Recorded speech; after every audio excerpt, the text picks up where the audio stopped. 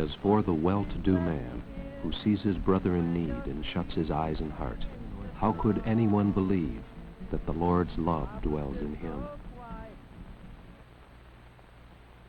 The ministry to the needs of people at Plymouth Christian Youth Center takes many different shapes. Located on the near north side of Minneapolis, PCYC operates 5 programs in its efforts to meet the call of the gospel. To serve some of the needs of the community in which it is situated, the center runs a street academy for high school-age youth, group programs in several public schools, an evening drop-in program, and during the summer offers recreational opportunities in several of the parks nearby.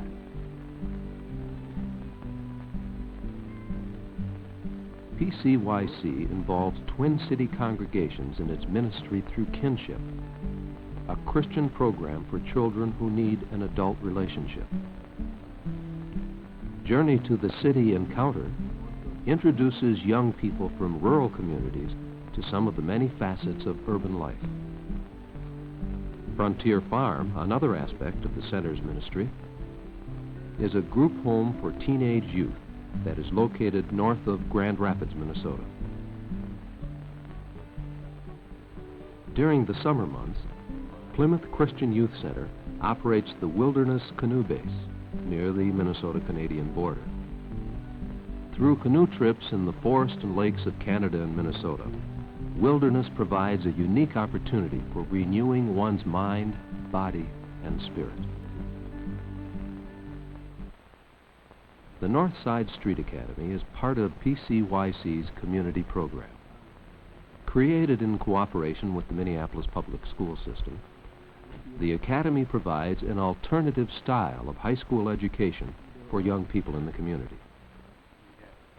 Classes at Northside, like Mike's math class, are taught in a relaxed atmosphere in which the 50 or so students who attend the Academy are encouraged to pursue their own interests while still acquiring basic skills. The school is an extension of North High School. Students who attend the Academy are actually enrolled at North and receive their credits and eventually a diploma from North. Teaching survival skills is Northside's primary task.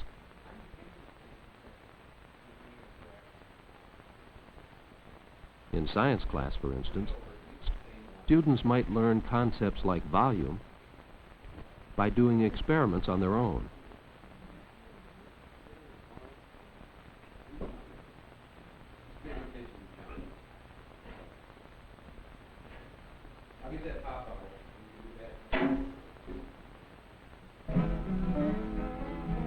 Individual students are also free to pursue their own interests, whether it's pottery, photography, or music.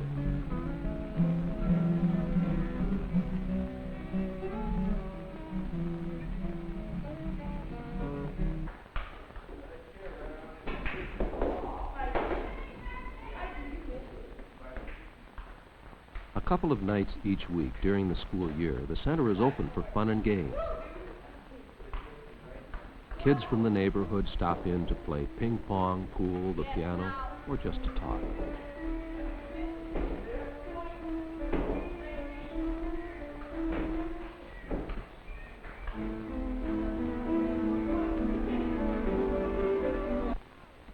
During the summer months, PCYC expands its recreation program into several of the playgrounds in the community.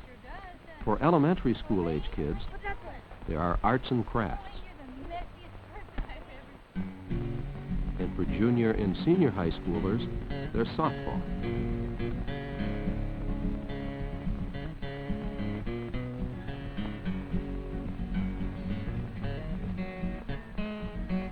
And for everybody, there are field trips. To the zoo, to museums, plays, swimming.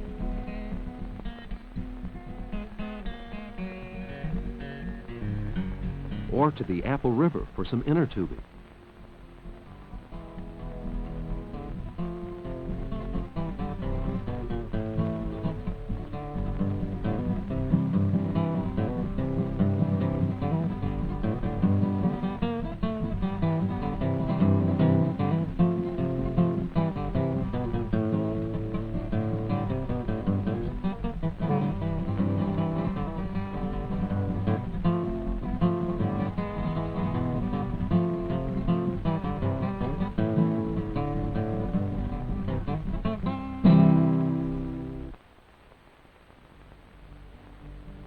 Kinship, a second aspect of PCYC's ministry, provides an opportunity for Christian men and women to become friends with children who need additional adult relationships. Bob Johnson, who lives in Maplewood, where he and his family are members of Lutheran Church of Peace, expressed an interest in the program. And Verdell Schramm, the director of Kinship, visited the Johnson home to explain the program. Children are referred to Kinship by various social and governmental agencies in the Twin City area.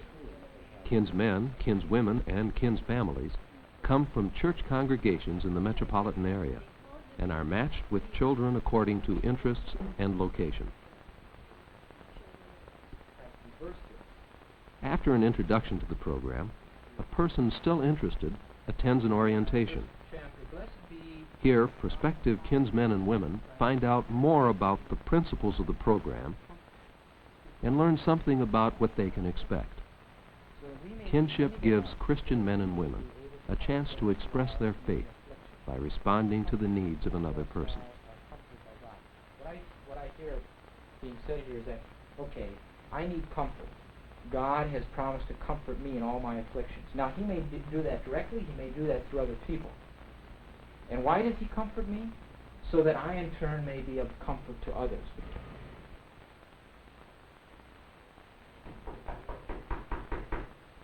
guess they're here.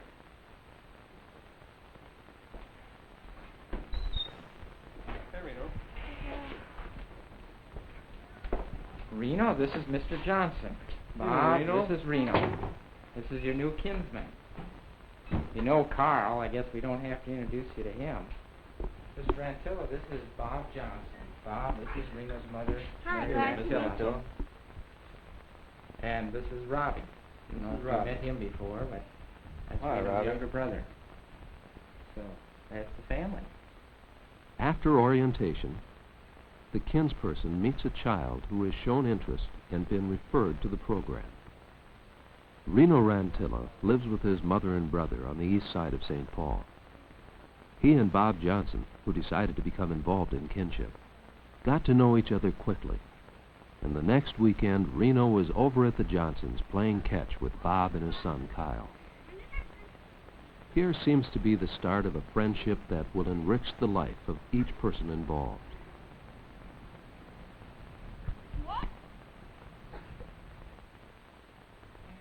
Journey to the City Encounter, which PCYC runs in conjunction with Augsburg College, reaches hundreds of young adults from rural areas in Minnesota and Wisconsin.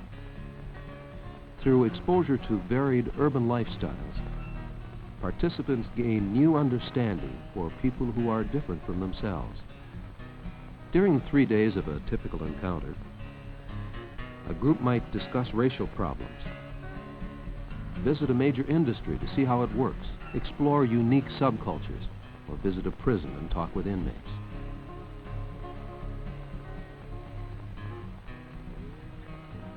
But for the most part, a group will have its eyes opened and minds expanded.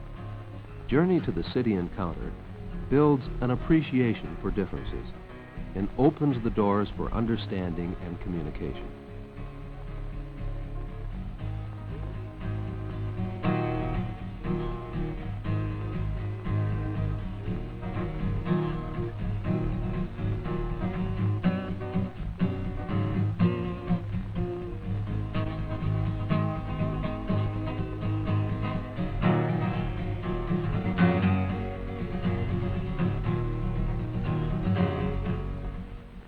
Plymouth Christian Youth Center is constantly looking for new ways to meet people's needs. One of its more recent ventures was the planning and construction of Frontier Farm, a group home in a rural setting. Located on land donated to PCYC by Miss Bridget Anderson, the farm is licensed as a group home by the Minnesota State Department of Public Welfare. With room for 10 youths and a staff of at least 2 couples, Frontier Farm provides a caring community in which young people can develop positive self-images, loving relationships with peers and adults, and self-confidence in basic skills like reading, writing, and science. The young people at the farm attend either the junior or senior high school in Big Fork, or enroll at the farm's preschool. Through individualized instruction, the staff can see that the needs of each student are being met. Family living is a major emphasis at the farm, and supportive relationships develop among its members. Hank Rock had been in trouble with the law before going to live at Frontier Farm. His stay at the farm has helped him change in many ways. Well, it changed unbelievably. It makes you want to think about the past. You can go out in the woods and just walk around by yourself. Think what you did wrong and look where you are now and what good it's doing for you. I've seen a lot of changes in myself. There's not much trouble you can get in up here. That's good though.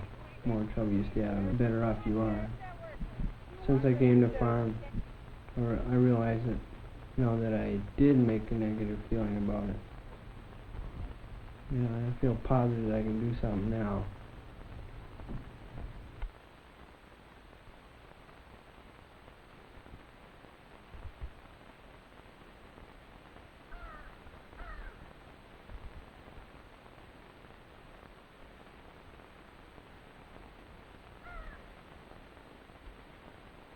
Wilderness Canoe Base touches the lives of hundreds of canoers every summer. Situated on 2 islands in Seagull Lake near the end of the Gunflint Trail, Wilderness is a unique setting for reconciliation between a person and his creator. The day starts early for each group of campers. After a briefing on first aid, there is an ecological study tour of the plants and animals in the North Woods on the nature trails of Fishhook Island.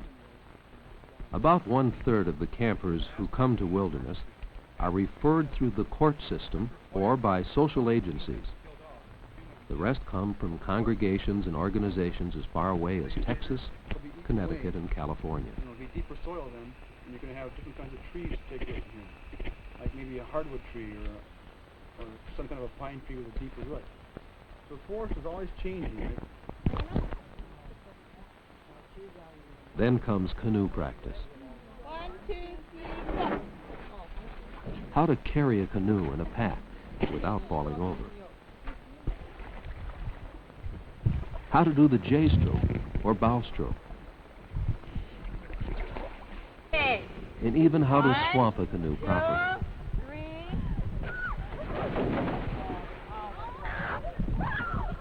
Okay, everybody back to the canoe. Soon everything is packed and ready to go. Campers, guide, and swampers. And the group starts moving its canoes into the water. The first of many loading and unloading operations for trips that last anywhere from a week to 40 days or more. There's the last-minute checklist, and everyone's ready to shove off.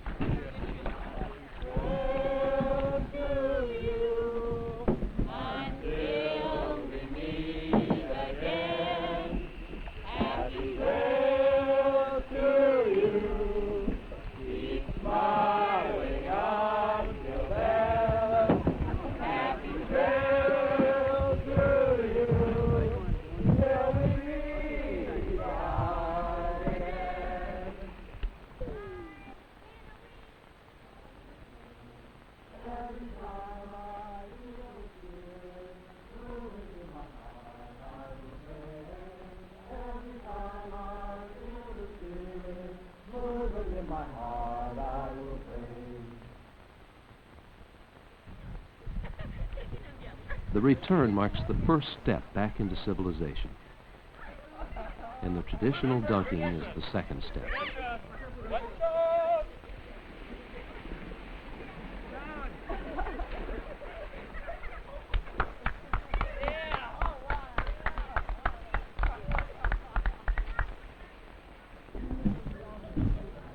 After unloading and cleaning the canoes, there is dinner at Pine Cliff, the canoe base's main dining and meeting area.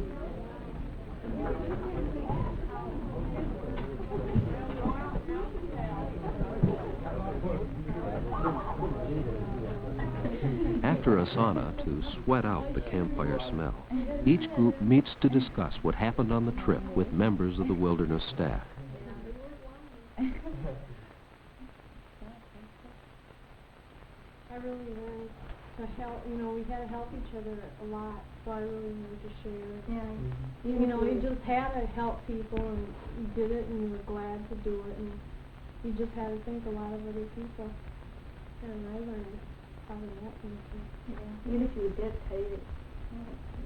Yeah, you were really I know, concerned I about did other that. people. I could do You didn't that. feel that you had to, but you just wanted Yeah. to. That's true. Band of Brothers Chapel is the ideal spot to finish the rewarding and renewing experience of wilderness.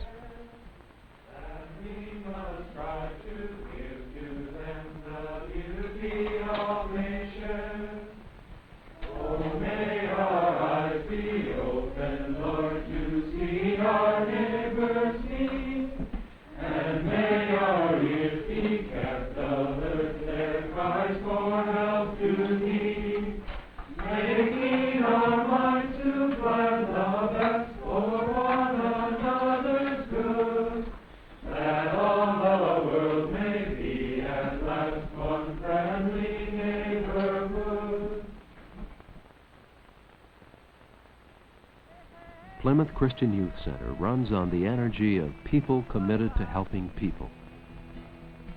If the Lord's love dwells in you, how can you shut your eyes and heart to your brother in need?